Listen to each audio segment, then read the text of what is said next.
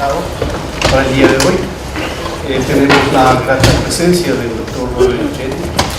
Él es profesor de la Universidad de Hawaii, trabaja en el Instituto de Astronomía y realmente tenemos la fortuna de contar con su presencia. Nos va a dar una conferencia muy interesante relacionada con los asteroides y los cometas, la peligrosidad que estos representan. El profesor Robert es especialista en asteroides y cometas y también nosotros conocemos como Jaime en parte física de partículas de alta energía. Está relacionado con varios proyectos, entre ellos el PAN-STAR, es uno de los proyectos importantes que se lleva a cabo con el fin de estudiar los asteroides y los cometas que representan alguna peligrosidad para nuestro país. Le damos la bienvenida al doctor Robert Jedicke.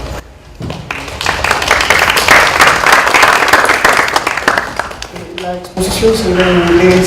Al final trataremos de hacer algún resumen de la exposición dada. Ustedes también, por favor, pueden hacer preguntas al final de la exposición. Y luego tenemos una invitación a una reunión con el doctor con el fin de que ustedes puedan averiguar sobre la posibilidad de estudiar en la Universidad de Hawaii.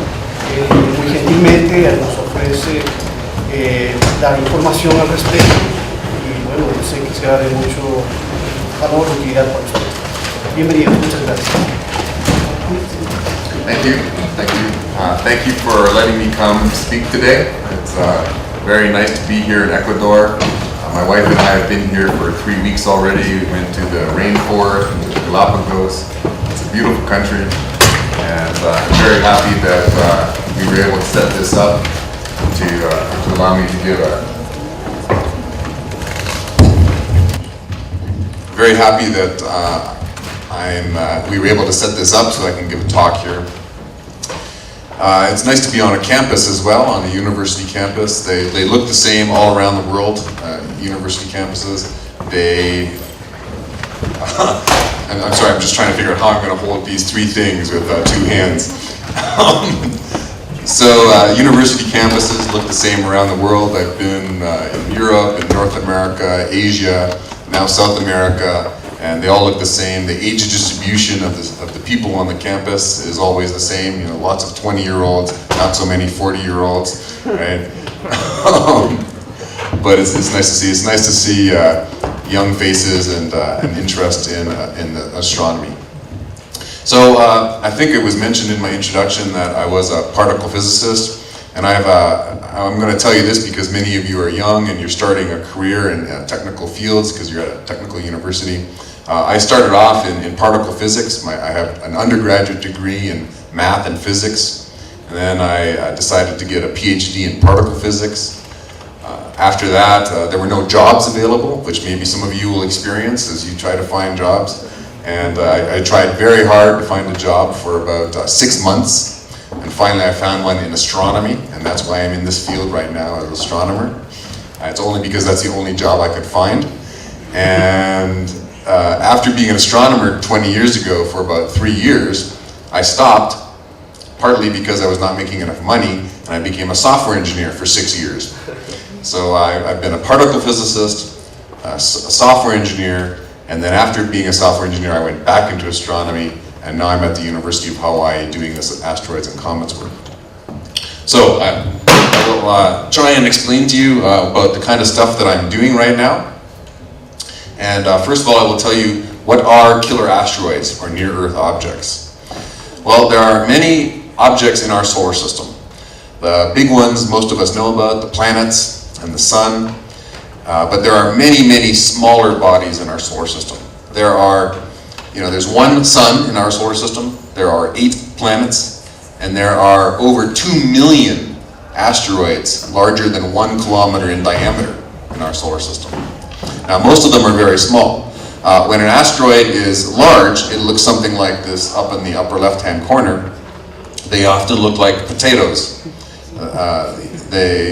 They look like just big potatoes that are tumbling around, but they can be very large. This one that I'm showing you here is about 30 or 40 kilometers in diameter. Comets, on the other hand, let me restart this. Comets, on the other hand, are more like snowballs. Probably many of you have not seen a snowball. Does it snow in Quito? No. Okay. Well, you probably know what I mean. You know, making a snow. I grew up in Canada, so we had lots of snowballs. If you take a bunch of ice and you pack it together into a snowball, that's what a comet is like. A typical comet is about 1 kilometer in diameter. But what you see here is something much larger. This, the comet itself, the main piece is down here. It's a 1 kilometer in diameter. But this here could be 1,000,000 kilometers in diameter. It's known as the coma. Right? So the comet itself is 1 kilometer, but the coma can be 1,000,000 kilometers across. And this tail that you see here can be many millions of kilometers long. But it's very, very thin gas. It's mostly water and carbon dioxide gas that is here. But it's very, very thin, very, very large. There's not a lot of material there. You can think of an asteroid as being, so you can think of an asteroid as being a chunk of rock, and you can think of a comet as being like a snowball. And when a small piece of an asteroid or a comet enter into our atmosphere, enter the Earth's atmosphere, it enters into the atmosphere at 30 kilometers per second. And the typical meteor that you see, a shooting star, probably I hope many of you have seen a shooting star go across the sky. The typical shooting star that you see is only about the size of a grain of sand, or maybe a small pea. And it's just a small chunk of rock, and it's typically about 100 kilometers away when you see it, moving at 30 kilometers per second. And when it's moving that fast, even at that high altitude, the friction with the atmosphere burns up the particle. So you're seeing a burning piece of sand, or a burning pea-sized piece of sand 100 kilometers away, moving at 30 kilometers per second. So a shooting star, also known as a meteor, is just a piece of an asteroid or a comet that enters into our atmosphere. So this is what our inner solar system looks like. In the very center, you can see the sun, and right there, and then we have the planets Mercury, Venus, Earth, Mars, and out here Jupiter. All the little yellow dots that you see represent known asteroids in our solar system. Now, I said that there are a few million asteroids 1 kilometer in diameter or larger in our solar system, but we only know of about 200,000 of them. We're still trying to find the rest of them. The yellow dots represent known asteroids. The white little arrows represent known comets. Now you can see that most of the asteroids are here in something called the asteroid belt. The asteroid belt is a donut-shaped region, a torus-shaped region of asteroids between the orbits of Mars and Jupiter. But most of these asteroids are in here, and they stay between the orbits of Jupiter and Mars, and they're very stable. They have been there since the beginning of the solar system, 4.5 billion years ago, and they will just stay there until the solar system ends. But some of the asteroids appear in what we call the NEO zone, the Near Earth Object Zone. These are objects that can approach to within 1.3 astronomical units of the sun. And 1 astronomical unit is the distance between the sun and the Earth. That's our unit that we use in astronomy. It's just 1 astronomical unit, 1 AU. So anything that can come within 1.3 AU of the sun is considered a near-Earth object. It means that it can come near the Earth, that it might come near the Earth. It does not mean that it will come near the Earth. Right?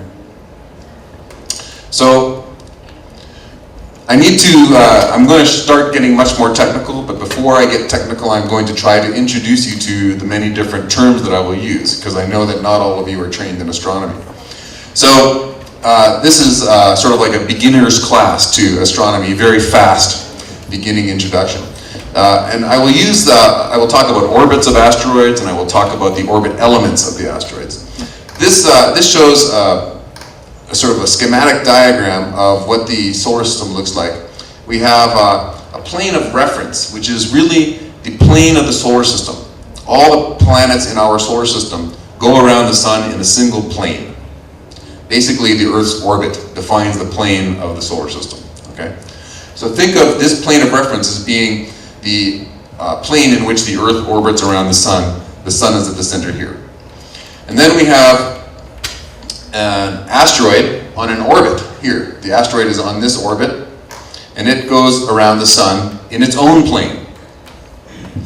And in astronomy and in planetary astronomy, we use, we reference much of the terminology for an orbit to something called the line of nodes. Any two planes intersect in a line, right? We call that line the line of nodes. And so this node here, where the asteroid, let's say the asteroid's coming up this way and moving in this direction. So this point here would be called the ascending node, the node where the object is crossing the plane of reference in the upwards direction. And this here is the descending node moving downwards. So that's the reference direction we won't talk about too much. So now let me describe a few terms. Now these terms will come into play later on when I show you some figures, so pay attention. The major axis, the semi-major axis of an orbit is something very simple. The major axis is the distance across the orbit, is the largest distance that you can draw across the orbit, okay? So this here would be the minor axis, this is the major axis. And the semi-major axis then is half the major axis. It's very simple. And so when I talk about semi-major axis, or represented with the letter A, what I'm talking about is really the size of the orbit. So anytime you see me talking about the semi-major axis, think about the size of the orbit. Okay? So if it's a 1 AU semi-major axis, it's an orbit like the Earth's orbit. If it's 2 AU, it's twice the orbit of the Earth. I will also talk about the eccentricity of an orbit. And eccentricity is how non-circular the orbit is. Okay? A circular orbit has got an eccentricity of 0, and a line has an eccentricity of 1. And let me describe that a little bit more. So if the closest point of an orbit to the sun is known as the perihelion point, and the distance between the sun and that perihelion point is called the perihelion distance. The furthest distance from the sun is aphelion, and that distance from the sun at that point is the aphelion distance. So the eccentricity is very simply that equation. Okay? So when this object's in a circular orbit, the perihelion and aphelion distance are equal. And so this term here goes to 0, so the eccentricity is 0 for a circular orbit. Okay? And as these two distances change, the object becomes more and more, the orbit becomes more and more elongated, and this number here, eccentricity, approaches 1. Okay. So now we can see what objects look like when they are in elliptical orbit motion.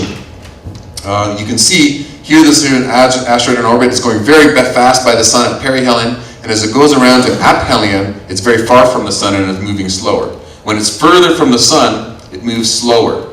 Closer to the sun, it moves faster. You can notice the planets here are on mostly circular orbits.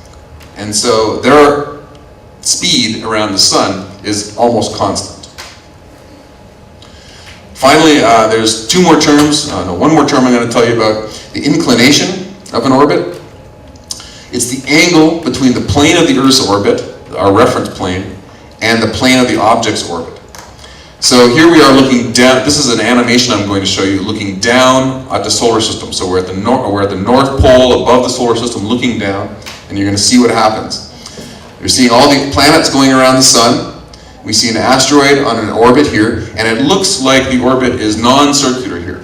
But now we're going to change our reference point, and we're going to move from looking down straight down to the solar system, and we're going to rotate around until we're in the plane of the solar system. So we're in the plane of the solar system, and you can see that the object's orbit looks circular at this point. Now we go down exactly into the plane, or very close to the plane, and this object here is on a circular orbit that goes way out of on top and north of the solar system, and then it moves down into the very far south of the solar system. Now I'm rotating around in the reference plane, so that now I'm in both the plane of the orbit and the plane of the solar system. Okay? So now you can see that the inclination is the angle between the plane of the orbit of the object and the plane of the solar system. Okay? So that's what inclination is. So keep these in mind later on when I start showing you complicated figures.